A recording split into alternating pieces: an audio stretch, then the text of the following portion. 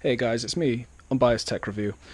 Yeah, I've been away for a while. I've just been in South Africa travelling around, so I just thought I'd do a review of the GoPro 4 Hero Sessions camera. I've used it in Mauritius, in Australia, in Cape Town.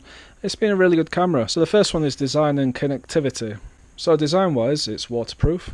It has a strong latch that actually keeps the SD card and power section secure and water-free.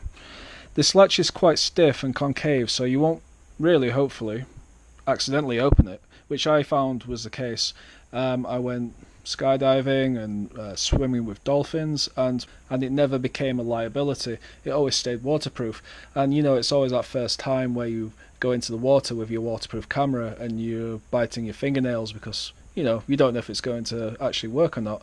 But thankfully, I've been on holiday quite a few times with this thing. I've thrown it around in the shower and in the ocean and things like that. It's worked out okay. So the actual latch itself, when you disconnect it, it has a rubberized seal on the inside. So when you actually push it in, it clips in. It's secure and waterproof. And the connectivity side of things, it takes a micro SD card and a micro USB cable. The cable is actually provided. So the top button is the record button. You click it once for video and you hold it down for pictures. It's pretty straightforward. I'd say that you could give this to a grandma or a granddad and they would pretty much be okay with it. It's really straightforward. There's also a Wi-Fi/information button on the back, so when you click it, it takes you through to the top LED screen and it shows you the picture and video formats. So I usually have it on 1080p at 60 frames per second, but it's very easy to do. You just hit the info button and then just hit the record button to select different options.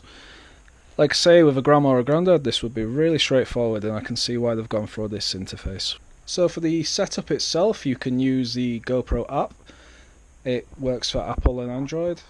You can remotely view the camera itself. You can set up different settings on the fly. You can remote view, and basically it has all the controls that you need. You can see the video format as well on the LED screen, as well as the actual app. And so the feel and build. It's a rubberized body on the outside, so it's very easy to grip. I found it's very well built. It's very sturdy piece of equipment. I never felt once that it would break in my hand. And the SD card hatch is particularly well engineered. You can see some of the thought has gone really into making it reliable and waterproof. So after the first couple of attempts going in the ocean, I had no problems with throwing it around in the water. And it's quite interesting. It's a small camera, but it's quite dense as well in weight for its size. And the front glass actually can be unscrewed and replaced if you ever scratch it, but I've been travelling around now, I've not had a single scratch on it. So the microphone is on the outside of the case, so it's good sound, unlike the previous GoPros that had to have the waterproof casing clipped over the device. So this makes the microphone sound less muffled because obviously it's on the outside of the device now, and it's still waterproofed. And the actual review that I'm doing right now is actually being recorded with the GoPro that I'm reviewing, so you can make up your own mind to see if the sound quality is reasonable. So let's get to the LED screen. So the LED screen was easy to read and it was bright. It was out in the summer sun of, say, Mauritius, and I could easily see the screen. There was no problem there. I could see it underwater. It's very bright and easy to read. It has all the information that you need, very straightforward, and like I was saying earlier, I feel grandparents would easily find this interface very agreeable.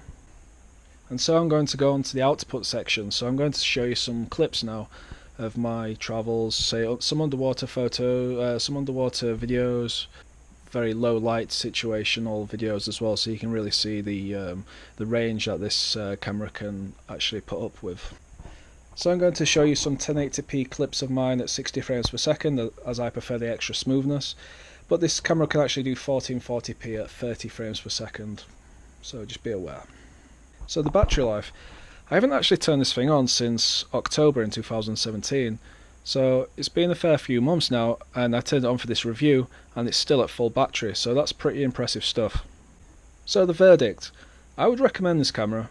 It's a great camera for the price. It's compact and waterproof, and it's definitely worth a look at. So once again, guys, thank you very much, and I'll see you next time.